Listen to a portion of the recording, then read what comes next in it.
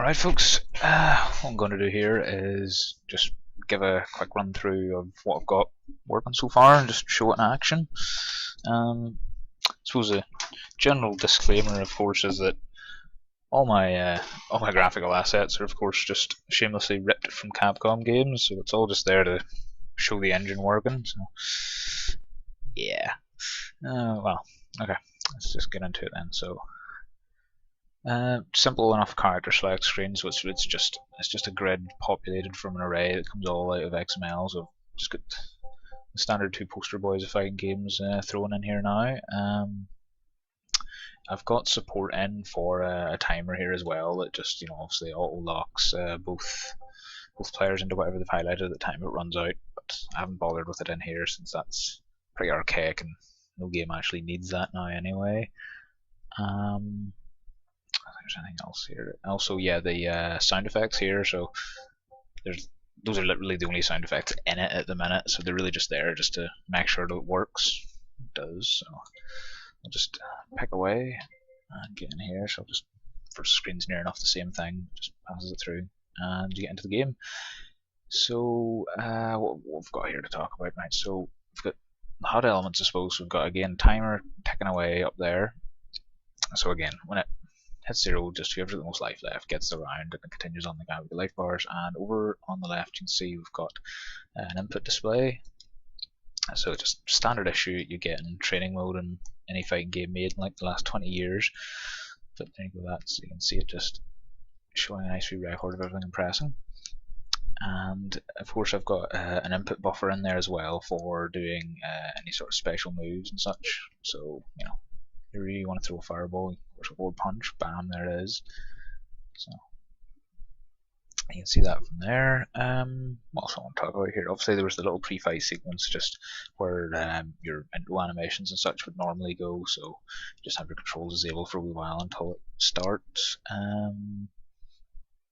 What else do you want to show? So the life bars there again, you can see them just deplete, turn red as they need to be.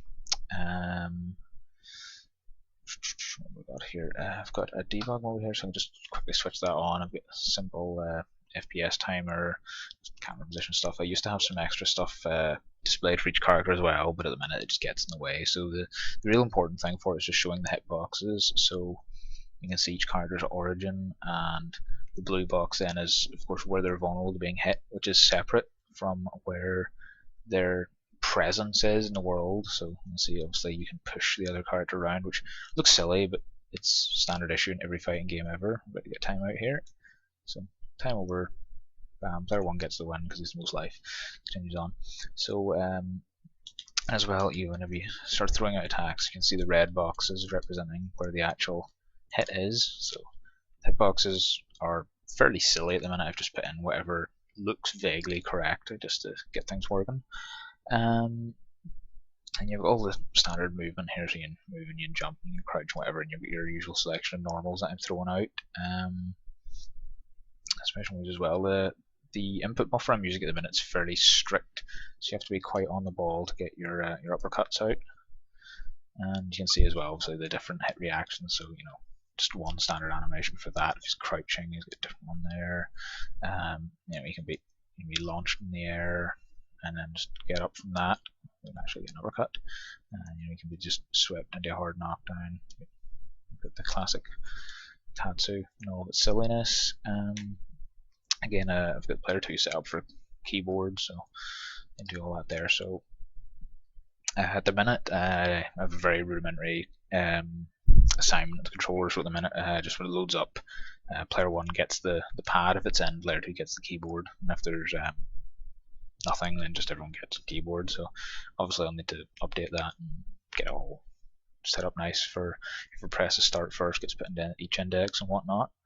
Let's see what other things you see. You can obviously see as well that whenever attacks connect, you get pushed back slightly out of it, so you can't just jab infinitely. You get a little bog standard victory screen as well. Obviously here you can see the indices whenever it's in debug mode. So just pick everyone again, load up, and see all their stuff I need to show off. I think most of it's been shown already, really. So you can also see obviously the camera as well. So it's a fairly standard camera. Make sure that neither guy can leave the visible area, and it generally sort of tracks the center point between the characters to keep both in vision. It's zoomed out as well, further than it really ought to be for a fighting game. You don't really need to see that much area around the characters, but I'll need to do a bit more work with my camera so I can actually zoom it in and do the extra math around that, making sure that the position then doesn't get out of whack. What things can I show here? So again, you can see that obviously it's a fighting game, so the characters always face each other, and if you look at some of the hitboxes, you can see you can do simple cross-up attacks with agile and light there, so that's a standard thing for any fighting game. Most characters will have something that can do that. You've seen the post-fight as well, so once you finish the fight, your controls lock up, your character goes back to idle, and then it just lets it fade out to the next round, and then obviously after the victory screen it just loops back out to the character select as you've seen.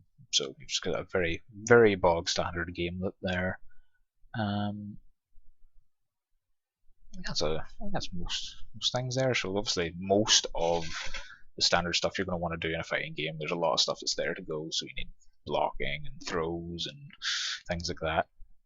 And I still need to get an actual menu system in place so you can configure your controls in game, things like that.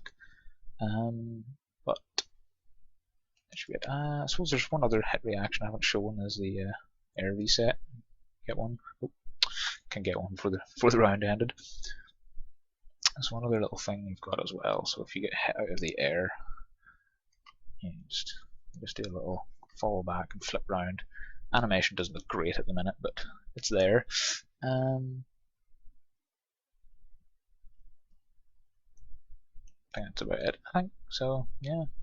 Again, not super impressive at the minute, but all the basic building blocks are in there. So look, if I set this up with two controllers, it's technically playable. The state it's in doesn't make for a great fighting game, with most of the features missing, but it's the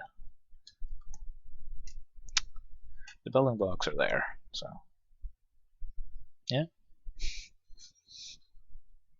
that'll do.